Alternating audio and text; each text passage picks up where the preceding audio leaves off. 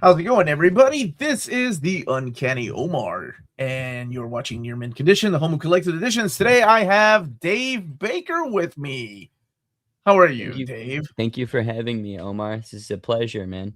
It is my absolute pleasure. I was telling you before we went live that having read your book, Mary Tyler MooreHawk, I was I was pleasantly surprised to see you reach out and wanting to talk. So I was like, hell yeah, let's schedule something. So uh, I started. I made the mistake of peeking at some of the other stuff you've done that I haven't read, like Halloween Boy, and I'm like, oh, I gotta get him on the show because this looks awesome and it's up my alley.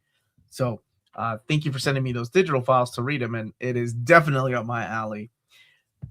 Before we go and talk about your work and what you've put out, I mean, I'm curious. Were you always a fan of comics, or were you coming from like television or like video games or toys? Yeah, I mean, What brought you into this world? I'm originally from Arizona, and Mhm. when I was a little kid, the Pima County library system saved my life, dude. It's hard to go outside in Arizona. It's like 100 and some odd degrees, so you kind of have to stay inside. And I was really obsessed with Nancy Drew and the Hardy Boys novels as a little kid. And Yeah, man. some librarian was like, "Has he ever read Tintin?" And my mom was like, "What's a Tintin?" And it, kind of changed my life. Hergé's Tintin comics, it's kind of what exposed me to the That's greater world of comics. that's crazy, dude. Because well, we live in America, right? And you said Arizona. I'm like, no, I would not have guessed Tintin because, as you know, that's not a very Yeah, he's common. not as popular over here. Yeah, he's huge in Europe and even in Japan, but in the States, I feel like he's kind of perennially like a weird like underdog figure. He's almost popular. Like there was that animated show in the 90s and then That's the how. the Spielberg movie. Yeah, as a comic book guy, like you're growing up, going into comic book stores. That's how I found out about Tintin Mm, was the animated show on HBO. I had no yeah. idea that Tintin was a comic book, and I thought, "Wow, that is really freaking cool." And I found out this whole world of comics, and now I own the box set, and it's wonderful classic adventures. So you went from books to graphic novels and sequential art, and then you got hooked. Yeah, pretty much. I mean, the those I was obsessed with Tintin. I read them all backwards and forwards, and that's what got me starting to draw as a kid. And then when that first X-Men movie came out, um, there was like a subscription offer, like in the X-Men the movie trading card game starter set. There was like a little like mail-in like tab, like you send like whatever it was, $15, and Mhm. Marvel would mail you issues of Uncanny X-Men. And so I kind of started with the European stuff, like Asterix and Obelisk and Tintin and that kind of stuff. And then because of the movies, I started watching like the animated shows, like Amazing Spider-Man and the Haim Saban X-Men the animated series, Batman the animated series, and that's what got me hooked on comics. Eventually, was the Hugh Jackman movie leading directly to a subscription to Uncanny. And it made no sense to me. I was like, the first issue of Uncanny I ever read was one where Professor X has his legs belted together, and he's like, it's a Salvador LaRocca issue, and he's Mhm. training in the danger room, like over a pool. And so he's on like trapeze things, like doing trapeze stunts and like thinking about stuff for 20 something pages. And I was like, why is Professor X shredded? This is so weird. Uh, and then from there, I started making my own comics and kind of self-publishing. And I went to art school, and then I came out here to Los Angeles. I started writing in animation, and I wrote a movie that's on Netflix. And then I met a bunch of other cartoonists out here. We started making some web comics, and then I started putting those web comics into graphic novel form and doing the convention circuit, and that kind of helped unlock everything. And now I've worked on like Teenage Mutant Ninja Turtles, Star Trek, Godzilla. I've published like 8 graphic novels that are creator-owned series.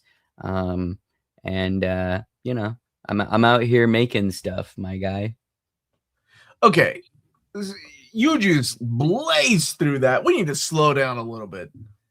Number one, I need to figure out what goddamn issue of this Uncanny X-Men you're talking about. I'm trying to pinpoint the issue. And number two, the cover to it was, it's a picture frame with Professor X's Protection head. Warrior McTaggart, 389. See, I was Yeah. thinking it was 388, but then that's part of the crossover, the what Dream's End. And then 390 is the big death of a character. I don't want to spoil it for people that haven't read this era. Don't worry, the character comes back later. So yeah, 389. Okay, we can move on now. What's the? Because that was dude, that was gonna bother me all day. Like the whole time I'm interviewing you, I'm like, I can't let that go. What issue is that? I think I can. Yeah, it was like I had like 3 to 5 issues or whatever, and I would read them over and over and over again. So it was like that one, and then there's one with, it's around that same time, where like Cable is trying to avert the days of future past, and he's like at a rally where Senator Kelly is going to be assassinated, and like he's like there like psychically like surveying the crowd or something. I don't really remember that one as much, but I only remember that one specifically because, one, I was obsessed with the way Salvador LaRocca drew the, you know, the arm, Cable's robot arm, but also that was the first time I'd seen the word telekinesis, and I was like, what the fuck is telekinesis? I don't, that just comes natural to me, man. Yeah. Like, I was like, wait, because I grew up reading X-Men, right? So I assume everybody knows when I say things like telekinesis is different than telepathy. Yeah. Of course. But I mean, I was however old I was, 10, 9, 11, somewhere in there. I don't remember now. But wow, like, you know, you just kind of like you're those words. Once you have heard them, it's the same thing. I've worked at multiple comic book stores over the years, and like, it's always so charming to me when somebody says like Galactus or Magneto or Magneto's my favorite because like that's the one that Chris Claremont, J. Anthony Mateus, Roy Thomas, like the guys that wrote the character, that's what they still call him, right? Yeah. But because of the movies and the TV show, it's like, oh, it's Magneto. Like it's always been Magneto. Yeah. What are we talking about here? Yeah. The one that never made sense to me is Despero. The DC villain Despero. The villain, yeah. Yeah, it should be Despero. Like I always call him Despero as well, but I'm also known for butchering names, so I'm not the one to look at when it comes to like, I have always heard it as Despero, which it's fine, but like the idea of adding an O onto like a negatively charged, like ominous word is a cool mechanic for naming a villain, and like despair is way cooler than Despero. Oh, I guess because we have a Marvel despair. I don't know. Then again, Marvel and DC characters kind of. Yeah, I mean, there's Ultraman's in both, you know. Yeah, I don't know. Absolutely. Captain Marvel's in both. Okay, so now that we figured out the secret and the mystery of that first Uncanny X-Men issue, we can move on. What was the animated? Or you said you wrote a movie for Netflix? Yeah, I've worked on a bunch of weird stuff over the years. When I first got to Los Angeles, I basically would take any writing job that wasn't nailed down. I was living in San Diego. I forgot the name of the goddamn town. I was living in San Diego for a while. It's so small and insignificant. Nothing happens. But I mean, I don't, you know, you just don't think about these things, and they, you know, whatever. Yeah. But yeah, I was living in San Diego for a while, and I was working at a paint company writing about paint. And like, if you've ever like seen some like you've ever gone to like a Home Depot or something, and it's like a vermilion, this lovely shade of green is going to just make your walls pop. Like, I was writing that stuff basically. Wow. It was boring as shit, but you know what? They paid me money. I didn't think about that being a thing. You know, you just assume things come with words, and I didn't even know what vermilion was. That's how I would describe it. Okay, so you were writing those. Yeah, I was writing like ad copy and like SEO copy and like a bunch of stuff for a paint company. And it was a fine job. And initially I was so thankful to have it, just because I was just like, my God, I just need any way to make money, and they were going to pay me to write. So I was like, hell yeah. And then, you know, that novelty wore off, and I was like, I need to do something else. So I came home one day, and there was a woman the area I lived in San Diego was a little rough around the edges, and Okay. there was a woman overdosing on my front steps, Oh my and I was goodness. like, I think it might be time to leave. And Okay. I'd been debating what my next move was, of like, where can I go to make a living being creative? And you know, I called the ambulance to try and help this woman. They put her in the ambulance and took her away, and it was a big wake up call to me where I was just like, if I'm not careful, I think I might end up like that person, just because this area is rough. Like Mhm. I need to not be here anymore, and also I need to stop accepting things that are good as a replacement for things that could be great. And so I went to the comic book store, picked up my pull, and in that issue, my favorite book at the time and still to this day, Casanova, there's a letter Oh, from me on the back of the last page, and the final page turn is Casanova Quinn going to Los Angeles, standing in front of the Hollywood sign, and on the back of that page, there's a letter from me. And I was like, I think this is a sign. I'm usually not like a heebie-jeebie kind of signs person, but everything that had happened that day was just so intense. I was like, you know, I've been debating moving to Los Angeles. It's a little more expensive, but like I feel like the upside of this could be much better. And I want to make things. Like I don't want to write about paint for the rest of my life. So I applied for a bunch of jobs. I got one writing for like a film school, like writing commercials for a film school. And I moved to Los Angeles 2 weeks later. And I've been here ever since. And I worked on Ben 10 for a little while. I oh, that's worked on, awesome. yeah, it was a lot of fun. Those Man of Action guys are really cool. Steve Siegel specifically was very kind to me, and Joe Casey. They were both, Dude, and I've talked to Joe quite a number of times. I've never had the chance to interview Siegel, but I'm sorry. no, I was just gonna say they were all very, because they're all comics guys too. So I think Mhm. they could see the hustle, and they were like, "Oh, you're doing the work," you know. And I feel very fondly towards all of them. Um, and I wrote like an unreleased Alien versus Predator TV show that got produced. It's fully finished, but it'll just never be released because of the Fox Disney buyout Oh, the stuff, acquisition, the yeah. acquisition. Yeah, and then I wrote a movie that's on Netflix called Alien Warfare, which is kind of a like Roger Corman-y alien invasion movie. Um, Okay, when did that yeah, come out? 22, 21. I'm not honestly, I kind of don't remember. I wrote it in like 2019, I think, and then it came out a couple years later. Okay, Um, so it's even filmed in the style of Roger Corman? Not really. I mean, I say that meaning like it's a lower budget genre movie. It was this company called Hollywood Bridge something, Hollywood something Bridge, and they hired me to write it. Um, Basically like, hey, we need a cheap, inexperienced screenwriter, and at that time I had very few credits, so I was like, I'll take it. Give me whatever job. And there was a very quick turnaround. They're like, we need this script in 3 weeks. So I wrote the script in 3 weeks. And Oh, yeah, you were ready. well, I mean, it's, I guess, sort of, but also it's just that stuff of like, when the bell rings, when the phone rings, you answer it and you say, yes, sir. And you click and you just start typing, right? Um, and yeah, it got produced. And I don't know. I always kind of think of it like, you know how Bill Finger wrote that movie, the Green Ooze or the Green Slime? Green Slime. Green I always Slime? think Yeah. of it, Well, dude, yeah, I'm so glad you mentioned Bill Finger. Okay. yeah. Go ahead. I love Bill Finger, and I think of Alien Warfare as my Green Slime. It's the weird like. Eventually, somebody's gonna be like, "Oh man, I really like this guy's writing.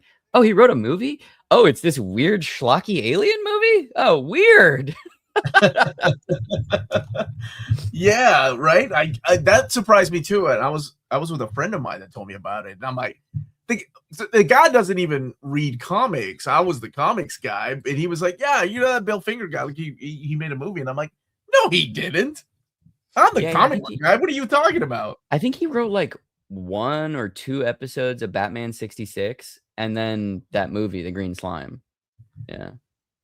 Yeah, and that was kind of like towards the end of his life, I think. I think he had kind of given up on the comics thing and was just trying to break into a new career and have a second act, which I can relate to. I think it's difficult when you're a creative person and you want to stretch your wings and you're known for one specific thing, you know?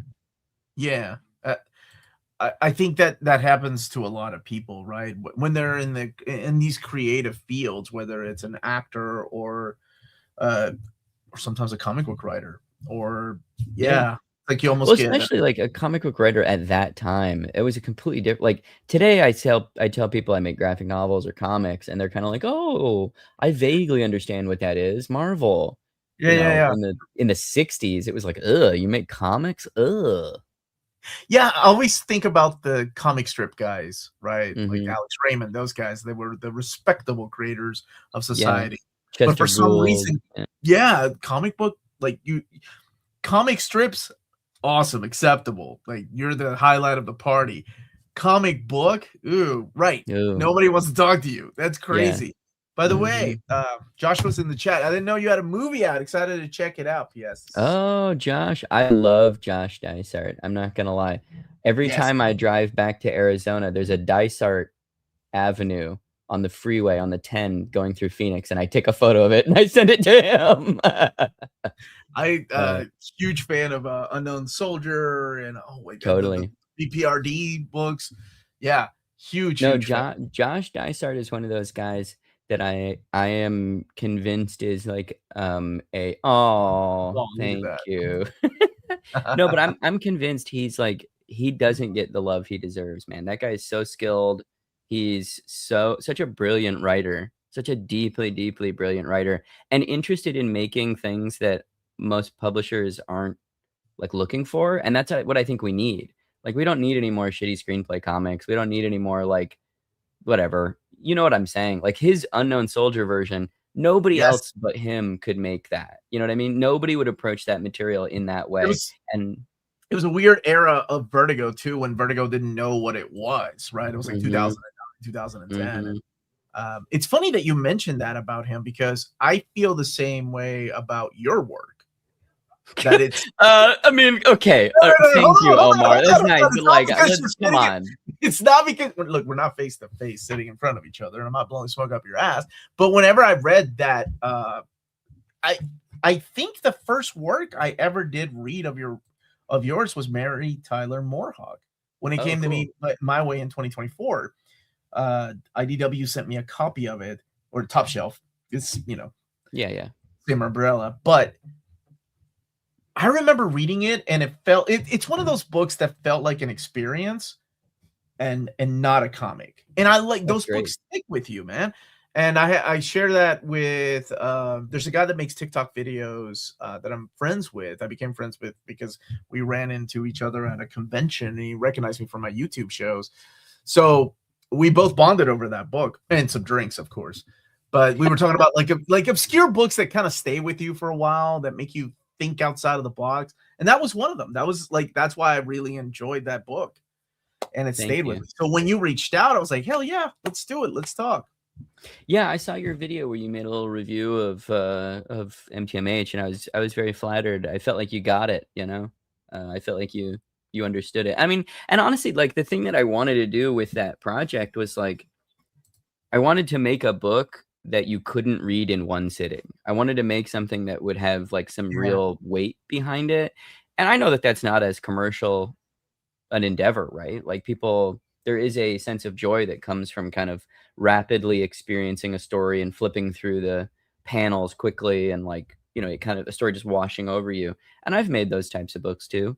Um, but I just kind of got like as a pet peeve, I kind of got a little irked by the amount of people who would come up to the table and be like, "Oh my god, I read X book that you wrote. I read it in like 15 minutes and I loved it." And like that's great. I liked it, they liked it, but like I spent like 3 years on that thing. And for somebody else to consume it in 15 minutes, I know that that's a compliment, but you find yourself having this stutter step of like I want to make things that are a little bit more hefty that you have to kind of examine a little bit more and kind of like, see the light refract through. And so then I was like, maybe I'll write a novel so I can not have somebody fucking read this in 5 minutes. And then it ended up evolving into the book you read. So I'm glad that happened to you, but you have to think like, it happens all the time when it comes to, well, not so much so anymore, but like the world of animation. Like I think of Akira, right? Akira, the movie has so many frames per second. It is insane. Like just taking Oh yeah. 5-second scene from that movie would have taken somebody a month or two to do. So if you think about it like that, yeah, there are lots of people that are going to be like, wow, that was a quick movie. That was pretty cool. But then there are people like, holy shit, did you see the amount of detail that the veins and the electrical wires on? Like, there are people that like will dig deeper. Totally. Absolutely. Yeah, there absolutely are. And I'm one of those people, right? Like 100%, that is who I am. But that's the thing I like about doing conventions, because Omar, I do a lot. Like I travel a lot for shows, and it's always so interesting to see that direct feedback of what is working for somebody, what is the thing they're bumping on, what is the idea that like at scale a bunch of people connect with, and like objectively, Mary Tyler MooreHawk is just harder to get your arms around. Like it is, but that also was the point, right? Like if I'm pitching somebody Halloween Boy, it's easier to understand what that is. Like even if it's just like, do you want to see an adventure of a guy with like cool weird bat ear things? Like people like that. They're like, oh yeah, oh he's got a flaming sword and he's gonna kill some dudes. Hell yeah! Like it's just a different thing. You're right. It is, but it's good to have multiple things out there, right? Yeah. I mean, if you look at the work of like Grant Morrison's got, basic level, and they're wonderful, by the way. I love things like Klaus and I don't know what's another We Three. Those even We Three is a fairly simple story. Pretty simple to understand, right? Like intro to Grant Morrison.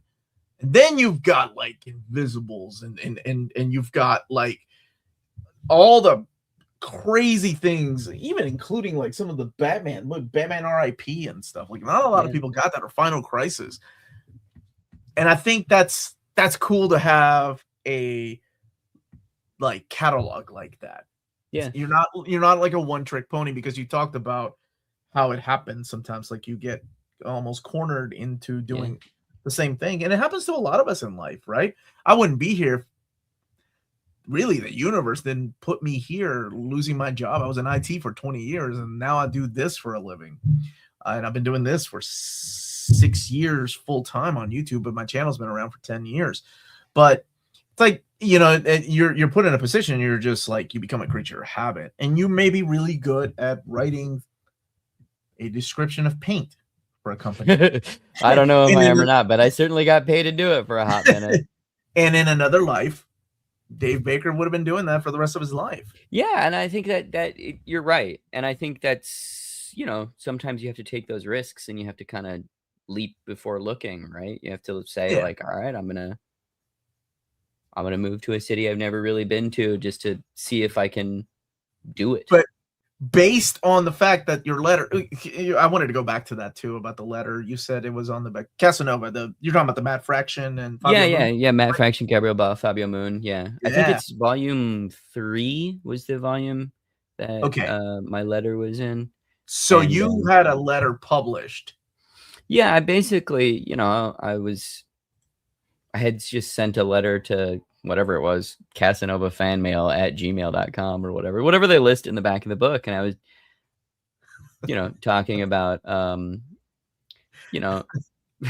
was just talking about, the random stuff that I liked about the book, or, I had said some personal stuff to Fraction that I was like, I really appreciate this because of these reasons. And also I had asked a question about what volume 4 might be, because he at one point had said like that he wanted to do volume 4 as like a graphic novel.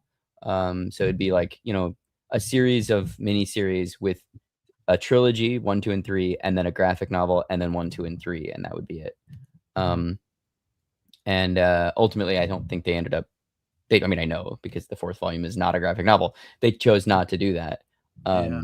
But at that point in time, that hadn't been published, so I was asking questions about what that might look like, or what the plan going forward might be. Yeah, then I came out to Los Angeles and did the thing. Now, when you said that the thing, can you give me a quick little timeline? You had done things like the movie for Netflix. When did you get into the comic book side of things? When did it? I mean, When that's did it, the it they've been kind of going parallel, where it was kind of Okay. like I was self-publishing and doing web comic stuff as soon as I got to Los Angeles and before in like college or whatever. And then as that stuff was starting to pick up steam, I was writing screenplays and submitting them to competitions or sending them to producers I knew. And then that Mhm. kind of got me those first couple gigs, the Alien versus Predator gig, the Ben 10 gig, and this movie. And then throughout that process, kind of doubled down on the comics, got one of our, that's kind of around the time I met Nicole Gu. And she and I started collaborating on books together. And we made Okay. a book called Fuck Off Squad, which is a coming of age romance comic about skater kids. That ended up getting picked up at Silver Sprocket. The attention that got us a book picked up at Dark Horse called Everyone is Tulip. That got us a book at Simon & Schuster called Forest Hills Bootleg Society. And then Nicole's had a couple other books in there. She did a book for DC called Shadow the Batgirl and a book with Mariko Tamaki for Abrams called This Place Kills Me, while I was also doing MTMH. So there's, we're making books.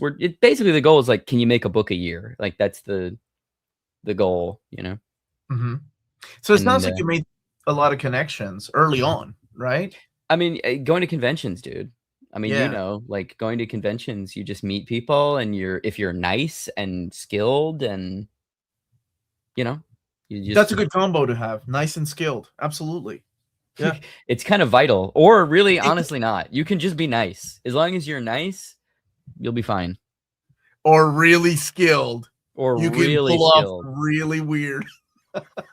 Yeah. Like severely skilled. You don't even have to be nice. Yeah. That's no, you're right. I think going to conventions and networking is one of the things that I do now. And I'm not on the creative side of things. I make videos. I talk about the work that you all do, and I'm very happy to. And I get to work with different publishers.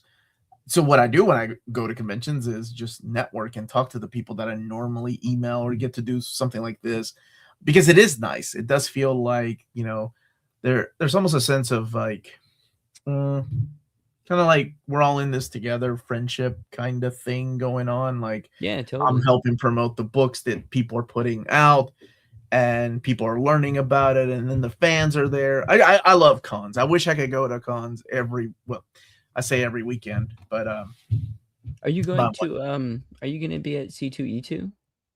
no, not this year. It was Where do you too close. live? I don't think I know this. Where do you I'm in live? Kentucky. Oh, okay. Kentucky. Is Yeah. that far? Is that far? Where is It's Kentucky? about 6 hours away. 6 hours. I can Oh, make it. okay. I I thought it can was make it in closer 5. for some reason. If my wife is asleep while I'm driving, I can get there. Right. Yeah. Right. Yeah. But yeah, so I think right now the plan is San Diego and then New York this year, which those are just huge Yeah. conventions. I'm Yeah. I'll be trying I'll to be at both of those. Will you? Awesome. Awesome. I will come by.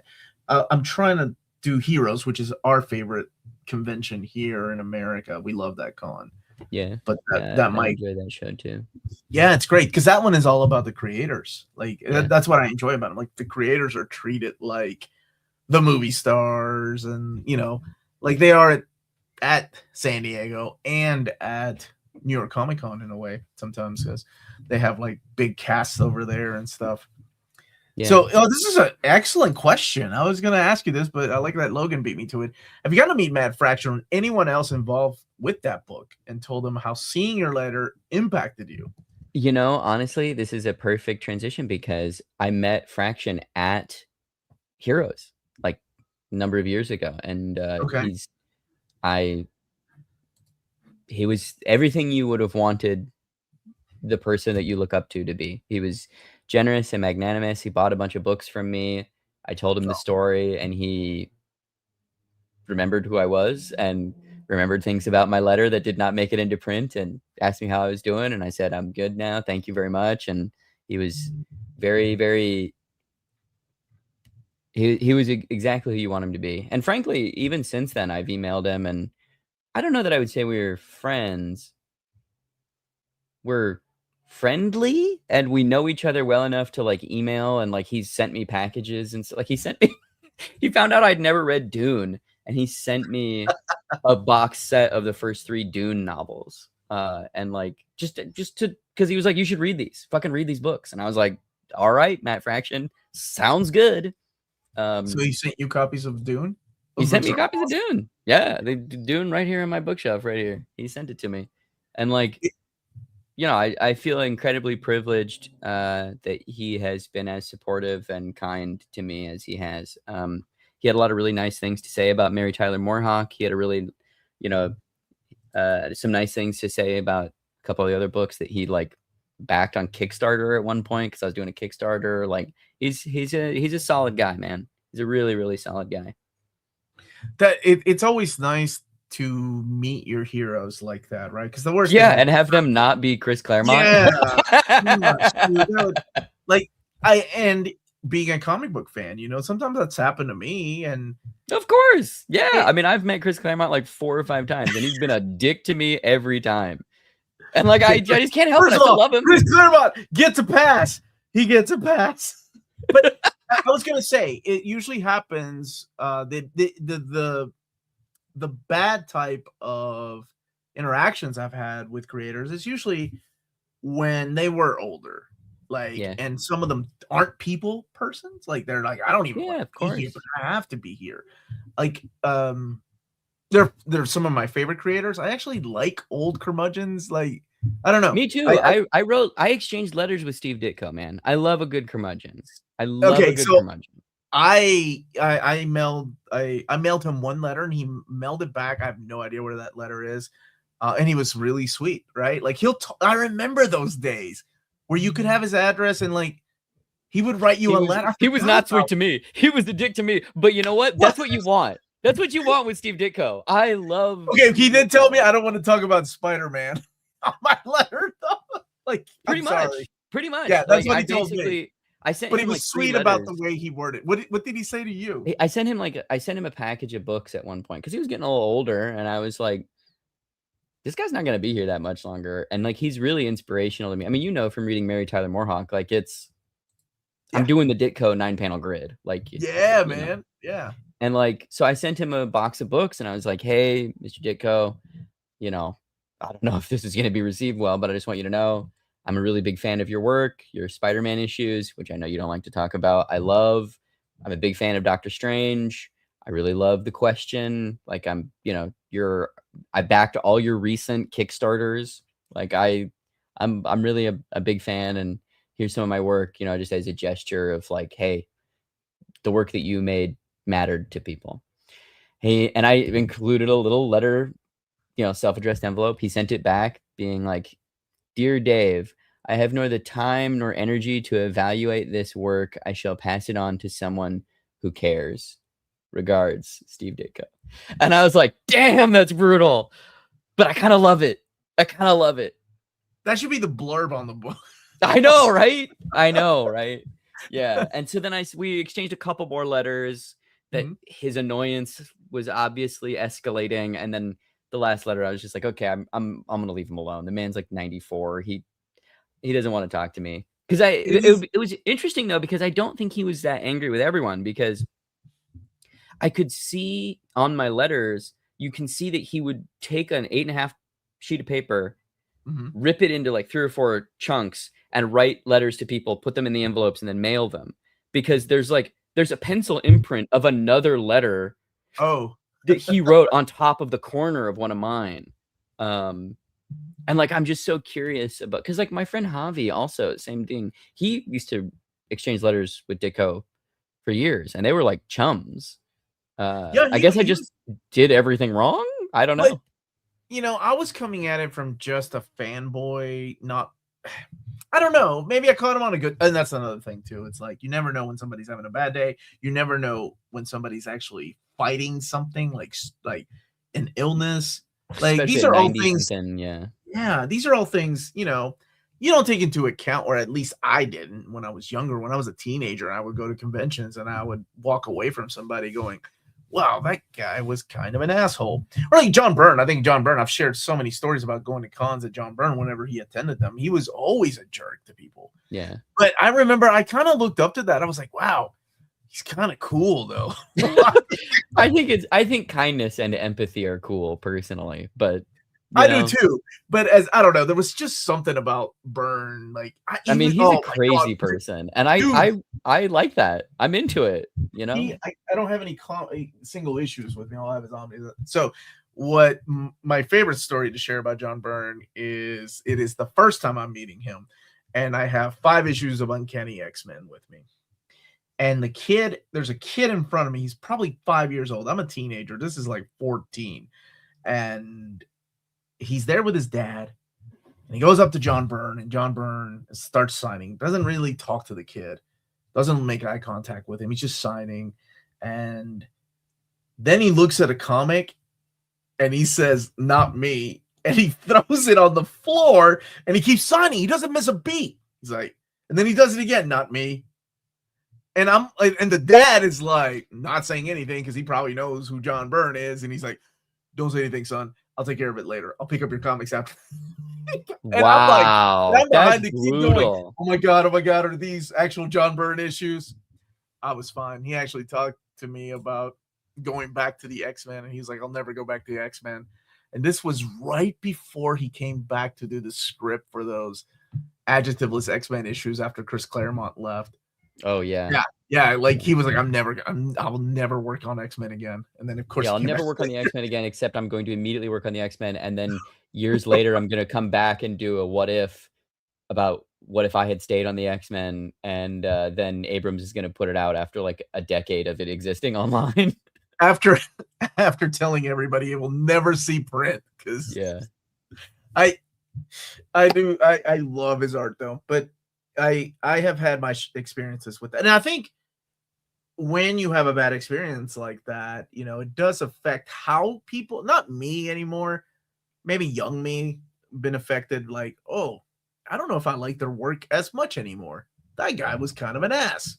Yeah, I think it depends on the type of bad interaction. Like, there's some interactions where it has permanently changed the way I look at people's work, and then there's some that are like, yeah, that's kind of what you expect. Like, yeah. No, yeah. Actually, what you just said, that's kind of what you expect. That happens quite often, right?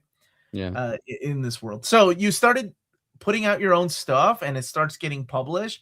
You start putting you're getting your name out there, and the goal you said was 1 graphic novel a year. Is that right? Yeah, kind of. I mean, I don't know that that's like a literal goal, but like, as a cartoonist, you're always trying to have something new to go on the convention circuit with. And so every year you're trying to have at least 1 new book, that being said, this year I have 2 books that are coming out in the course of like a month. So, whoa, let's talk about these. Let's talk Buddha, kindness, and empathy. Thanks, John. You got to give specific. Do you have one moment about Claremont? I've had a few. What's your favorite one? I shared my favorite. The one I'll say that doesn't paint him in as bad a light was, I was talking to him at a convention about, I'm a big Star Trek fan. I've worked on some of the Star Trek comics. I love Star Trek, and I love Star Trek, And I was at a show, and I asked him, I was getting some book signed or interviewing him or something, I can't remember, and I asked him like, "Hey, what was it like working on Star Trek: A Debt of Honor," which is the graphic novel that he made with Adam Hughes, which in my opinion is the best Star Trek comic ever made. Wow, that is some high praise, dude. I mean, I don't say this as shade to anyone else. I just say this as like, it's objectively like really, really great. Partially because of the contributions of Adam Hughes, partially because Claremont, his style of storytelling and kind of grandiose, kind of, iconic moment building in the writing works very well with Star Trek. The story it's kind of like half an origin story, half a sequel in between Star Trek's 4 and 5. So we follow, there's like a Oh, I like 4 a lot. I love 4 too. I love Yeah. 4. I think it's great. But it's like half Kirk on a boat in the ocean with the woman from 4, who I can't remember her character's name, the mom from Oh, Seventh Heaven. yeah. And they're having a discussion of like what grief means, and he's like kind of ruminating on the fact that he's just lost his ship and his son has just died, and he's trying to find a way forward through all of these emotional trials, and he's thinking back to how he's overcome things in the past, and we get flashback scenes of him meeting Kirk, or meeting Spock, and a Romulan girl at a Starfleet Academy, and how they kind of like solve a problem, and then him and Bones meeting and solving problems in like the era of the original series, and then a like little in between adventure in between one of the movies. I can't remember which one, but basically it's this like framing sequence of him on this boat thinking about grief, and then all of these little adventures of him over the course of his life in different scenarios. And it really showcases that Claremont understands who Kirk is. He makes him a person. He doesn't make him this invulnerable hero that a lot of people tend to write him as. But he also has those like trademark Shatner kind of like, something out of the wing like moments. Like it's very, very well done. And also because it takes place over such a long span of time, they're able to give Adam Hughes, like, he loves doing likenesses and like showing people age and the skin changing on people's faces. And that's something you can't do in a movie, which is another reason why I think it's one of the best Star Trek comics, if not the best Star Trek comic, because it does something that a movie or a TV show can't do. Like, you can't shoot a Star Trek story over 50 years. Like, that's just not going to happen. And so I asked him about this, and he did not want to talk about it. Loki didn't remember that he had made it. And then I was like, no, the graphic novel you made with Adam Hughes. And he just looked at me in one of those kind of like, you feel really small moments. And then he's like, oh, yeah, well, when you've got Adam Hughes, you just write the plot and get out of the way, or something along those lines. And I was like, dang, man, that was a really intense reaction for just like, hey, I really like this book you made. What was it like to work on? Were you thinking of Catherine Hicks? Yes. Thank you. Yes. So, Dave, that sounds like a really cool plot, but it's got nothing on Star Trek versus X-Men. Star Trek versus X-Men. Drawn by Mark Silvestri, coming back to draw X-Men. Yeah. Spock giving Wolverine, or trying to give Wolverine, the Vulcan neck. Yeah. No, that book is great, but I don't know. To me, I don't think it's as good as A Debt of Honor. You're probably right. I do love 4. I didn't know that Claremont had written. Wow. Yeah, it was during the era where DC had the license to Star Trek. So it must have been. So it was DC that published it. Yeah, it's DC. It's around the time that they were doing those like Tom Sutton original TV show era books, which are some of my favorite. I think Tom Sutton is a really great illustrator, and I know he's mostly known or remembered now for like his horror illustration. But man, Tom Sutton was so good at just making like effortless caricatures of people, and like he's really smart about it in that he draws the character, not the actor. So it's not like photo referencey or stiff, right, but like there's a couple key identifying factors where you're like, yep, that's Kirk, yep, that's Spock, yep, that's Bones. Yeah, I like that they draw the character, not the, because I kind of saw that in a little bit of a, what is his name? He did Buffy and he did Firefly. Oh, George Genty. Yes, killer, man. He did Star Wars like that too. I tend to what was he? Mandalorian, I think is what he drew. I tend to get turned away from a creator or actor. Yeah, I mean, it's hard. It's hard when you have that personal connection and you're like trying to express, oh, I love this thing, and they're not so nice to you. But I will say, I feel like I've talked about people being jerks a lot on this episode. Most people I've met in comics are like really nice. Somebody wants to hear good stories, good interactions. I know. Those aren't the ones that stay with you.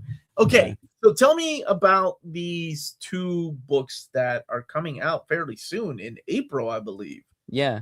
So I've got a new collaboration with Nicole Gu called Pumpkinheads. which comes out April 7th in bookstores and April 8th in comic book stores. Okay. The graphic novel, beginning, middle, and end. And it's about a young girl who is attending a art school when she has a really bad breakup and kind of like, what am I doing with my life? And she ends up moving in with a like high school will they won't they flame and playing in a punk band that he's in, where they all wear pumpkin masks, and the name of the book is Punkin, P-U-N-K, P-U-N apostrophe. Oh my god, P-U-N-K apostrophe N, There you pumpkin go. heads. And yeah, it's very kind of thematically similar to some of the other books I've made with Nicole, like Forest Hills Bootleg Society or Flock Off Squad or Everyone is Tulip. I think we're both very interested in this kind of like coming of age romance, kind of people like on the verge of being an adult, but not really. And so they're kind of like making mistakes and trying to sort out life. And yeah, I'm very proud of the book. I think it came out really great, and Top Shelf, they printed it and it looks amazing. And it's top shelf and it's coming out in April, right? That's Yeah. okay. Pumpkinheads. What is the other book that is coming out fairly soon? Yeah, I'm doing a collection of my Halloween Boy issues. Here's one right here. Could you do me a favor and hold that up? Because this is killer. So yeah, who publishes that right there? this version I just self-publish. Okay. Because I kind of was going through a period where I was like, I don't really want to deal with publishers right now. I had just done a bunch of books where I had to get approvals and whatever, and I was like, I just kind of want to make stuff. So I've drawn 13 issues of Halloween Boy, and I've published 7. And Halloween Boy, the collection that Oni is putting out, is going to be a nice big chonky hardcover of the first 5 issues. And that will be, it's called Last of the Halloween Boys. I mean, Halloween Boy, Last of the Halloween Boys. And it's kind of a action adventure comic in the style of Hellboy or Indiana Jones or Doc Savage. Dude, I was gonna ask you to hold up some of the art while you talk about it, because it's killer. Like the sequential art in these books. I read the first 3 of them. You sent me the first 5, and I fell in love. Yeah, with the tones that you're using. So, give me the pitch of this as you're holding up. Yeah, sure. So the book follows this first arc. I was talking with King Features for a hot second about getting the rights to the Phantom, and I'm a huge Phantom fan. And so based off of some of those discussions, I had to write like pitch documents and kind of like a world overview of like what I would do with the Phantom. And ultimately they ended up not wanting to do that, which is their right. They own the Phantom. But I was like, I have all this stuff. I think I'm just gonna make like, what if my version of like a dynastic hero archetype was created? So the book is called Halloween Boy, and Halloween Boy is the last scion of this long lineage of super adventurers, and there's giant pumpkins and weird space stone hands and all kinds of creepy stuff in the book. And yeah, so the book follows this character who thinks of himself as the patron saint of the impossible. So he lives on a floating skull-shaped island off of Earth's lower orbit, and he's been raised by robots to believe that he's this dynastic hero who's meant to help people. And each issue for the first 3 issues are these kind of like one and done action adventure storylines where he takes up some sort of lost cause or unwinnable scenario. And then as the book continues, things shift and evolve, and maybe that turns out to not be so true, and maybe he has to figure out his place in the universe if some of those dynastic presupposed truths are not in fact accurate. Yeah, it's a love letter to like Silver Age comics and weird world building-y stuff, horror comics like Hellboy. And yeah, I've been working on it for a while, drawn 13 issues of it, and the first arc is being put out by Oni May 27. I am really looking forward to it. I fell in Thank love with you. that art immediately, dude. And the story's got a great hook too. So you said you had 17 issues drawn? Is that what 13 issues 13? drawn, yeah. Okay. But you've only published I've only 7. published up to 7 because when you're self-publishing, you kind of have to do this weird math where like I'm printing them in pretty small runs. So I'm like, have I sold enough now to justify printing the next one? Because if you put out too many too quickly, people don't, they just wait for the quote trade. And it's like, we don't get to a trade unless I make the money back on these singles. Especially since it's not me making the collection. It's Oni putting out the collection. And so when you're 13 issues in and you've published 7 with the hardcover coming out, will you still publish those? Yeah, I think so. Okay, I think I'll probably publish the single issues, the rest of them, mostly to like, you know, once I have those collections, then I can be like, buy the collection, and then if you like it, start reading at issue 6. You know. Gotcha. Okay, and where can people pick up these issues? Can they order directly through you, or Yeah, basically directly from me. I sell them on TikTok or through Instagram or on my website, heydavebaker.com. I didn't know you could buy things on TikTok. What? Oh, dude, I've sold so much stuff on TikTok. Basically, like maybe like 2 years ago or last year, they instituted a TikTok shop feature, so you can add little links in the bottom of your videos. Yeah, and good for you. I've had like multiple videos with like 100,000 views, and I've gone through whole print runs of Halloween Boy just off of TikTok. That is wonderful. That's what's up. That's Yeah, what's up. it's really cool. And in fact, because of that, let me hold on one sec. Sure. Because of that, I was able to strike up a licensing deal with this company, Big Bad Toy Store. Oh yeah, I'm a big fan of Big Bad Toy Store. Joel, a- I've known Joel for Joel. I've given Joel so much money over the years. Wow, so that's exclusively sold through Big Bad Toy Store? Yeah, there he is. Obeyer blade and everything. Yeah. Dude, how does that feel? You're holding a figure of your own. It's really cool. Yeah, the packaging is really cool too. Let me show you.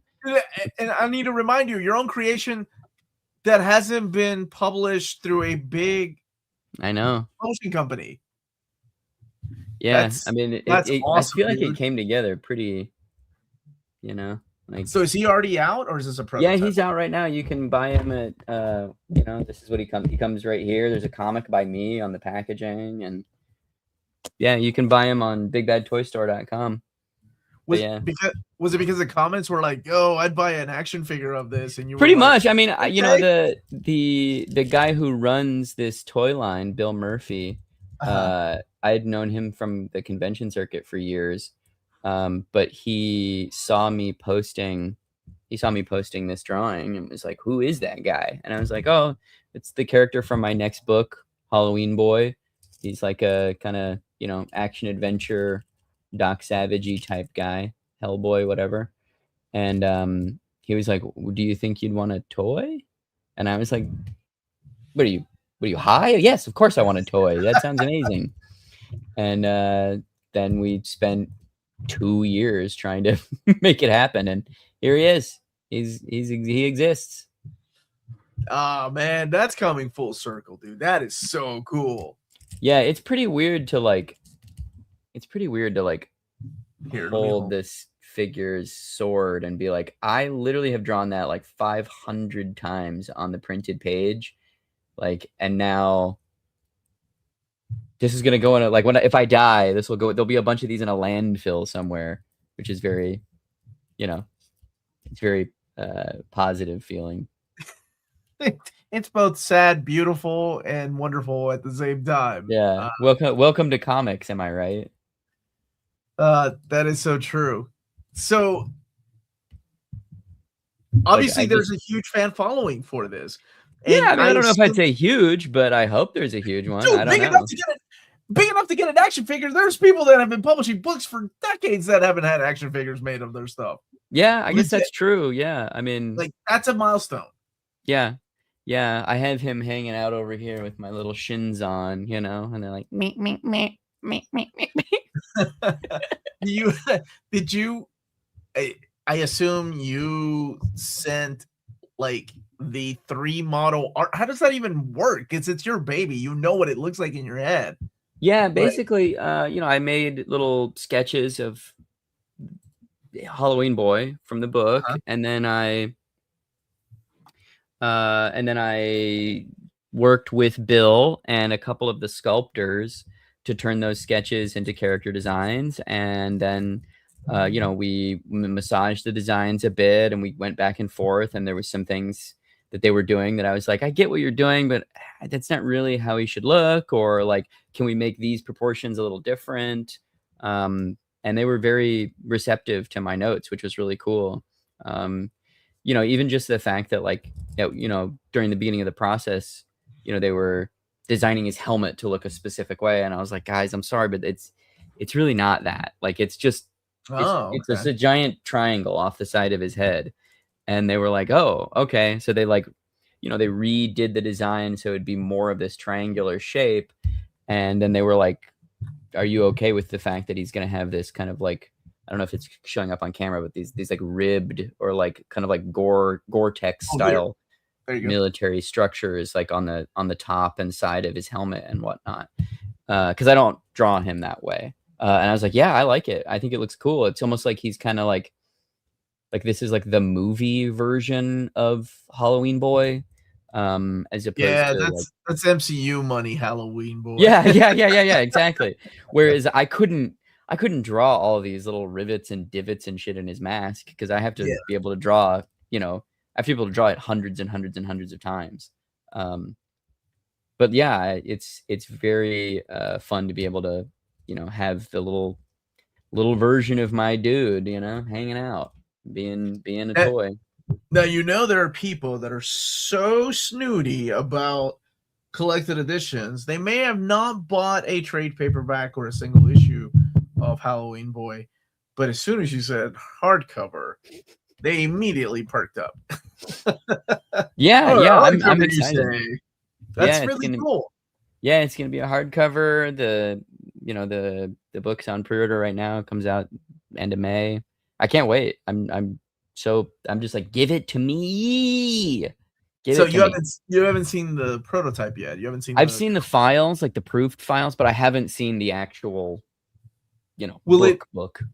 Okay, so I gotta ask because this is what I love talking about. Does it have a new cover by you? It does. It has a new cover by me. There's a new kind of like end essay thing.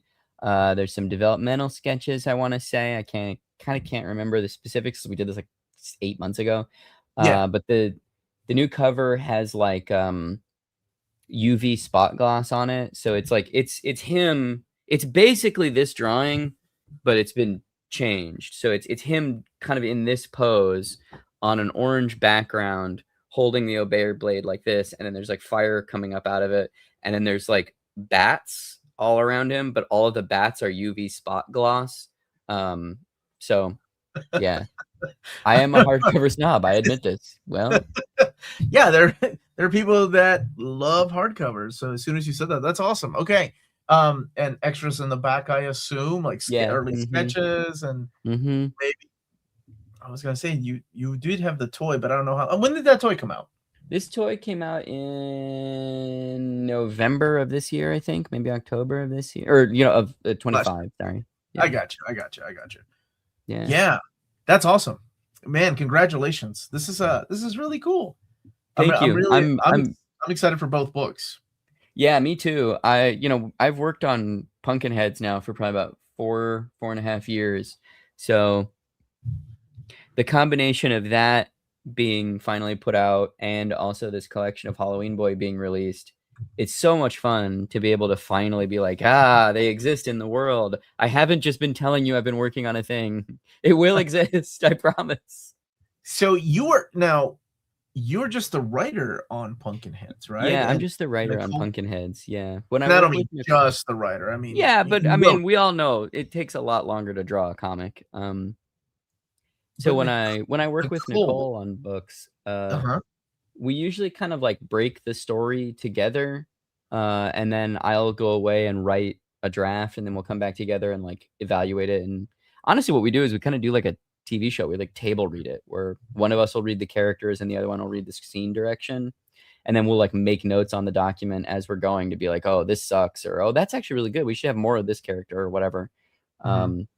And the book is kind of in the mode of those kind of like Silver Age romance comics, but updated for 2026. So there's, you know, cell phones and shit. But like a lot of the tropes of those romance comics from the 50s and 60s we're kind of dealing with and recontextualizing, um, while also mining from both of our own real lives and putting stuff in there from that as well.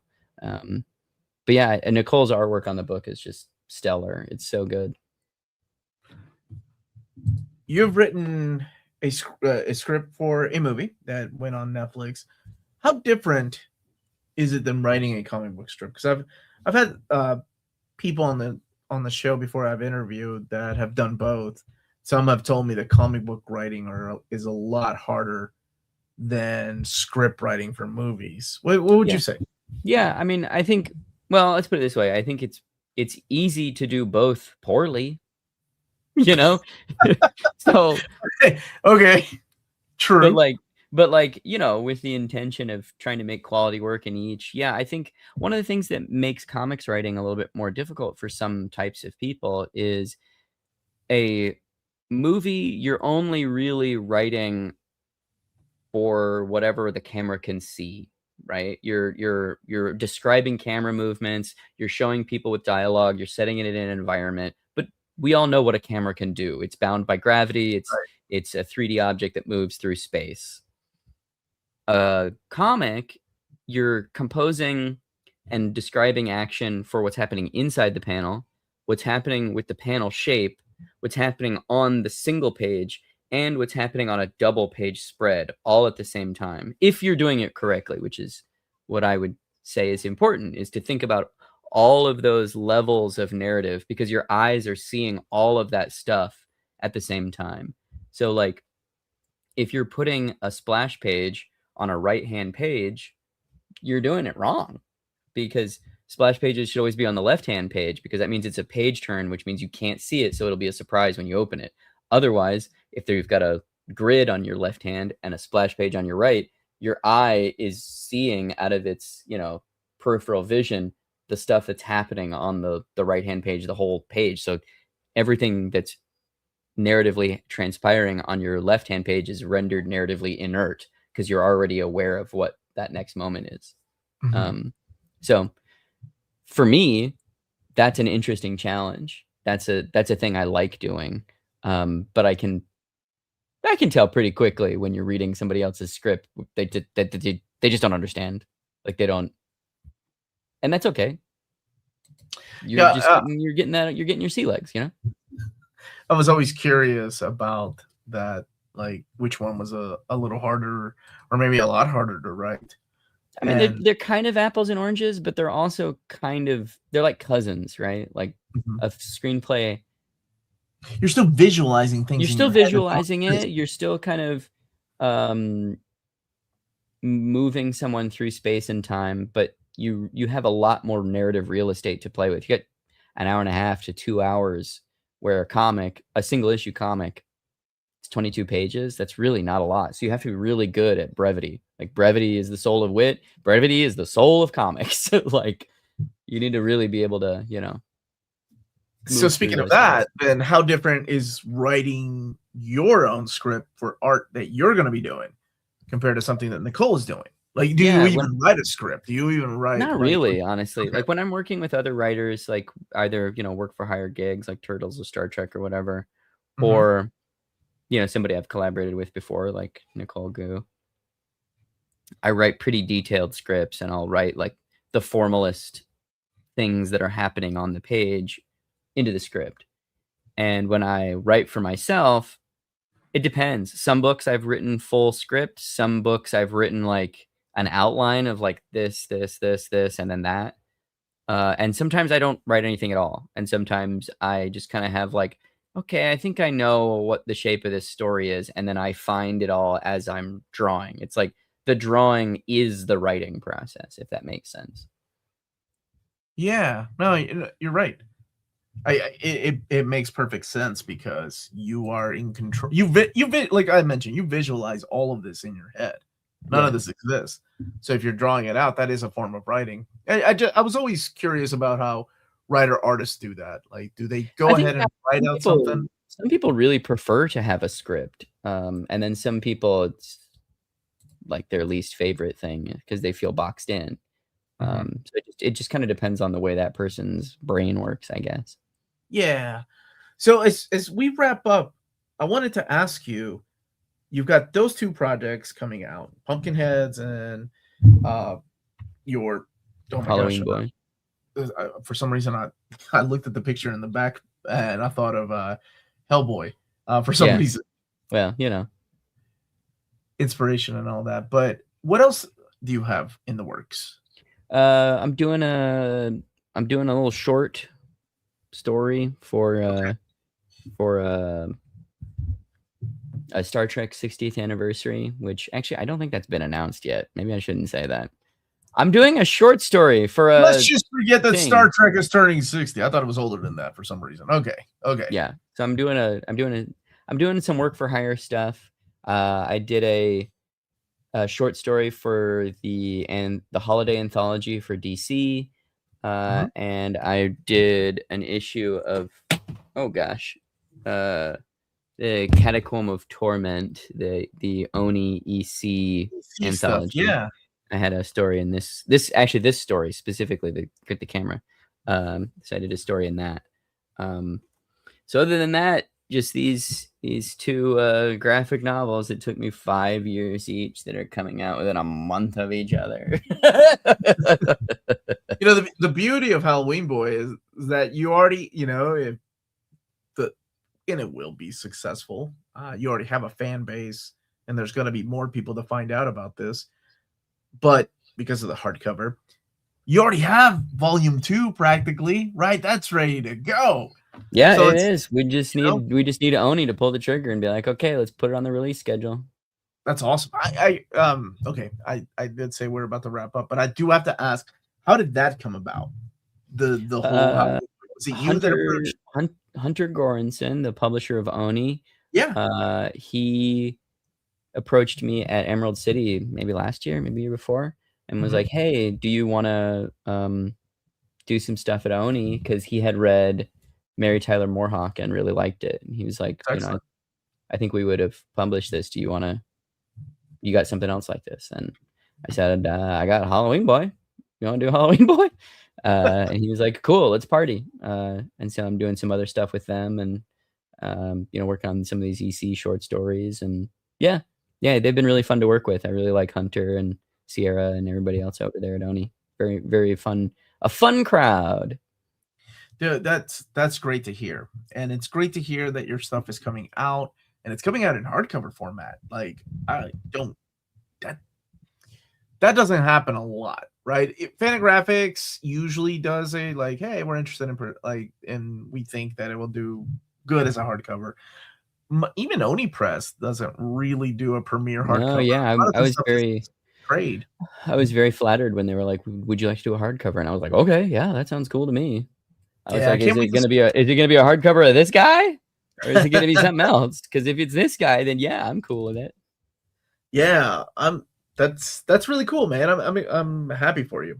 That's great. Thanks, I can't wait for the book to come out and get to read it in a physical format and look out for more. What you're heading on C2E2? Where else can people find you this year? Yeah, I just did Emerald City last week or 2 weeks ago. I'm doing C2E2 at the end of this month, and then I'm gonna do a small press expo, San Diego Comic-Con, New York, and maybe 1 or 2 more. But I'm trying to not do I love going to shows. That's my addiction, Omar. I always want to be at a convention, And it's Okay. just so hard on the body, you know. It just messes me up so much. I'm trying to. You have a handler that like carries all your books for you, and you don't have to do anything. No, I don't currently. You want the job, Omar? You want No, the job, bro? I'm looking for a handler myself. This camera gets heavy, man. I can't imagine. Like, I can't imagine. I've helped over the years, and I've actually set up at shows years ago, but it was for like action figures and giant robots. I can't imagine going around the country to do this, but it's part of the game, right? Like, it's part of the hustle. You gotta put your name out. It really is part of the hustle. It's interesting because it's almost kind of like being a part of the circus, you know, where you're like, it's like a weird traveling circus where it's just a bunch of nerds going around, and it's all the same nerds too. It's all the same fucking guys in the same fucking convention centers every year, and you just keep doing it over and over and over again. And I say that, but I love it. I love it so much. I do too. I love seeing all the people over and over again, and all the different writers and artists. I love Artist Alley. My wife and I love Artist Alley so much. I think that was, to us, always the heart of conventions. That's where we spend most of our money. But dude, it's both wonderful and also heartbreaking too, because you can't stop at every booth. You can't buy at every booth. And you see it, man. You see it in people's faces when they're like, come and check out my book. It's a free comic. And, you know, people like you know what it's like. You know how hard it is to get people to get their eyes on your comic. You'll do anything. It's like, oh man, look, I got a free comic, or come and check out stuff at my table. And there's so many people like that in Artist Alley, man. It can be a little heartbreaking when you can't stop at everybody. 100%. Yeah. But there are some wonderful people out there too, and some great creators yet to be found. So, Dave, one last thing. Where can people follow you, man? You said TikTok. Yeah, TikTok and Instagram. My user handle is xDaveBakerX, or my website, heydavebaker.com. Either or. Awesome. Thank you so much for being here. And thank you, everybody, for tuning in live. If you're watching this later, go and check out Dave's work. He's got 2 books coming out, one in April and one in May. Halloween Boy, May, from Oni Press. Oni Press. And then Pumpkinheads in April from Top Shelf. So go and check those books out. And if you haven't read the just in case, it is, just before I speak, it is still in print, right? I assume. Mary Tyler MooreHawk? Yeah. Yeah. Okay. Yeah. If you haven't read it, there is a hardcover available. It's also available digitally, but you know, it's digital, and to each their own. But there's a nice hardcover that Top Shelf put out in 2024, and it is still in print. And that is it for us. Thank you, everybody. We are out of here. Have a great